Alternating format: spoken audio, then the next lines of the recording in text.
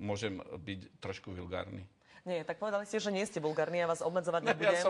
Neviem, lebo všetko, čo poviem, že je vulgárne, mne nestojí ani za to, aby som na nich napľul. Je podľa mňa vulgarizmus. Čo je na hnoji, čo je vulgárne? Tak bol kandidát na českého prezidenta, ale nemusíme to tu my vyhodnocovať. Zaujímavé ma ešte slovenské prezidentské voľby. Pán predseda, vyzerá to tak teda, že pani Radičová zabojuje, že možno sa stane aj spoločnou opozičnou kandidátkou. Čo vy a pán Gašparovič?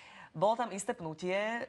Ste si už tak vnútorne rozhodnutí, že mu dáte tú svoju podporu, lebo... Viete čo, ja chcem povedať, že neviem, kedy pani Radičová vstúpila do politiky. Pred 4 alebo 5 rokmi. Ani neviem. Osobne si myslím, že to by už potom mohla hociaká predávačka byť prezidentkou tohto štátu.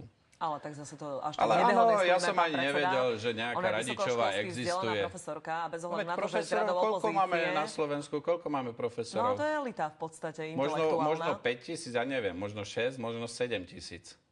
A ja si myslím, že medzi nimi je 10-násobne viacej odborníkov ako pani Radičová. Však ich môže niekto navrhnúť, je priama voľba. Ja sa teraz pýtam. Ale veď v poriadku, ja nemám nič proti tomu. Ja hovorím svoj názor. Keď sme už v tom demokratickom štáte, tak mám svoj názor a budem ho presadzovať. Ja si myslím, že by to bola totálna pohroma. Pre mňa minimálne. A tí ľudia, ktorí myslia ako ja, tých je dosť.